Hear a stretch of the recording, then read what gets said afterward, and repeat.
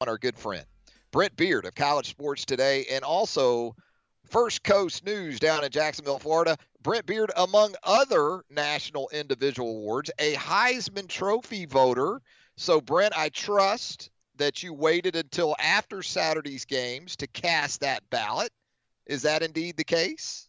Yeah, it is, Trav. Good to be with you. And like everybody, or at least a lot of everybody's, I did the same thing. It's always worth to do that. But my voting was still on the entire body of work throughout the season. I talked to some guys who had a Heisman vote at the SEC championship game, and that they said the same thing, that one game was not going to affect their decision on what a guy had done over the entire time. And frankly, I think that's pretty fair.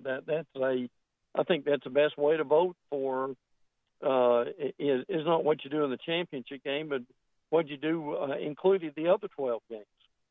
And I guess that's what probably made this choice all the more difficult for you and other Heisman voters, because when you look at the entire body of work for Kyler Murray, for Tua Tagovailoa, for even Dwayne Haskins, pretty impressive. Not much of a drop-off in various areas with all three of these finalists, Brent. No, absolutely not. And they all have similar skill sets, and then they've all got similar numbers. And again, they've all got teams around them that are either in the playoffs or nearly in the playoffs. So yeah, and this might be particularly after Saturday, Trav. I think what folks thought was going to be a runaway is probably going to be a really close vote by the time it's unveiled Saturday night. Yeah, it's definitely taken on a lot more intrigue. That Heisman Saturday had pretty much become, I'd watch the Army-Navy game and then maybe watch the announcement, maybe watch the announcement. Yes. But I think from a viewership standpoint, the Heisman people have to be happy about how this has sort of played out in the last week. Well, I don't think there's any doubt about that. I still think the biggest mistake, Trav, that the Heisman Trust makes is they don't allow us to discuss how we voted during the week. And frankly, to me, if you do that, you get more attention to your award. I mean, I guess I understand why they made that move a few years ago, but I still contend that if we were talking about who we voted for and why, that would cause people to take a look at this a whole lot more than waiting on it. And see, again, you've got it Saturday. By the time you get it Monday, I'm not saying it's old news, but it's probably maybe down the list compared to where it was. So I wish they'd rethink that again in the future. Yeah, the Heisman Trophy had kind of gone the way of the heavyweight division in boxing in terms of interest. Maybe both are making a comeback. Deontay Wilder of Tuscaloosa helping the heavyweight division in boxing. Maybe Tua Tagovailoa of the University of Alabama, along with Kyler Murray and Dwayne Haskins, will prove capable of doing the same, at least this time around, for the Heisman Trophy. Now, something else you've been involved with, Brent, as we talked about a few weeks ago, you were part of that mock college football playoff selection committee that got together in the Dallas area, went through the process step by step, just like Cellcom did in coming up with the 4 teams in this playoff. Given that experience and how things went down on conference championship weekend, Brent, were you surprised at the results of the field that we got from the CFP selection committee? Yeah, I actually was. The present committee decided to go by, as Rob Mullins said, the committee chairman, by the protocol, meaning that if you've got 2 or 3 teams that are pretty similar, you go to your backup plan, which is conference championships, strength of schedule. And I'm not saying that the previous committee ignored that, but Trav, I really think that the previous committee before Mullins got on board may have gone a lot more by the eye test, and I'm really not so sure that committee would not have put Georgia in over Oklahoma after seeing what they did in the SEC championship game. So to me, that was the big takeaway from being there and in kind of hearing what the past committee did and what the present committee was going to do was how they viewed things. And listen, it's like the college basketball committee, frankly, for the NCAA tournament. Trev, all these committees are a little bit different, aren't they? And until you really hear what they do and how they explain it, oftentimes you really don't know how this thing's going to work and what they're thinking.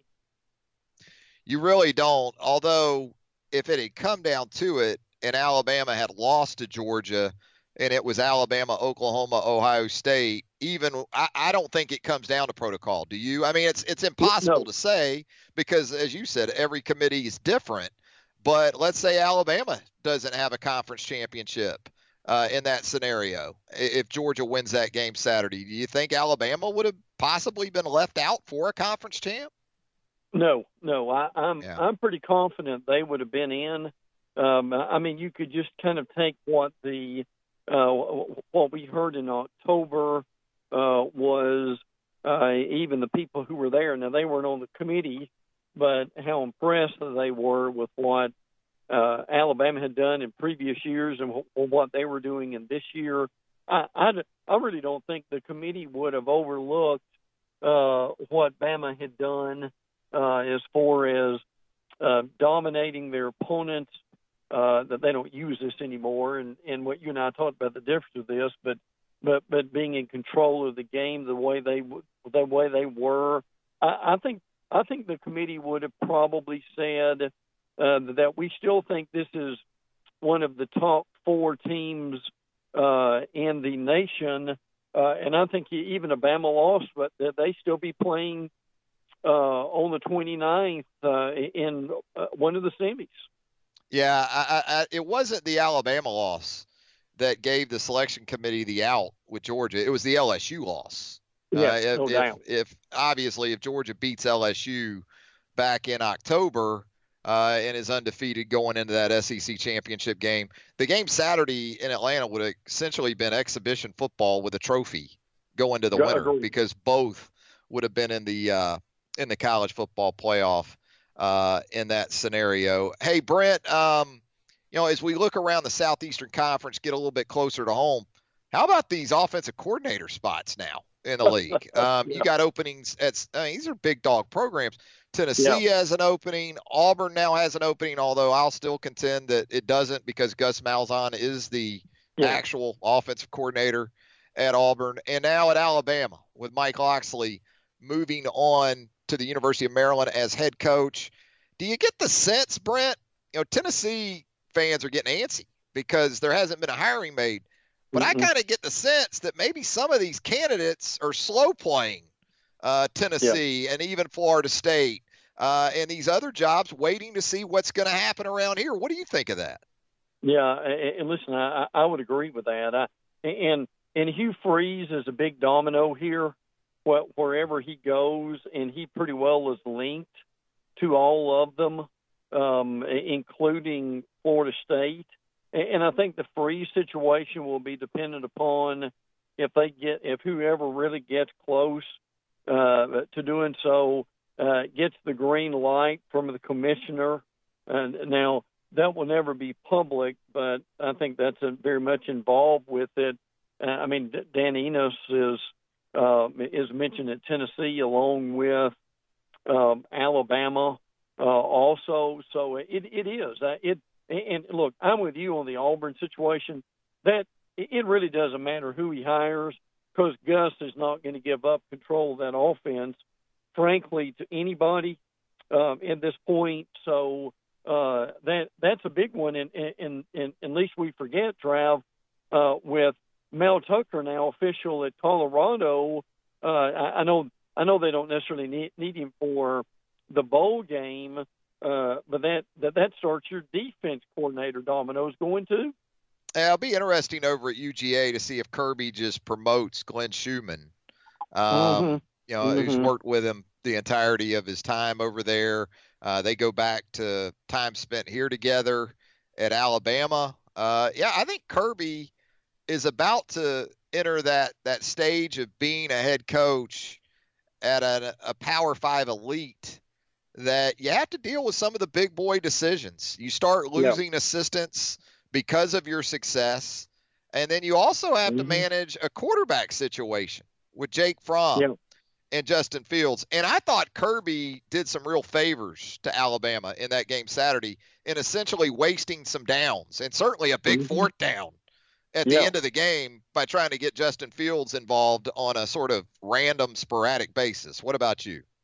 Yeah, and they just haven't figured out the Justin Fields situation yet.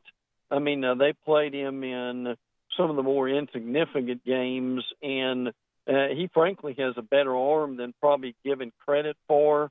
But I'm with you. Something's going to be decided on that one now. Now look, Fromm made some passes Saturday that looked like Tom Brady at one point.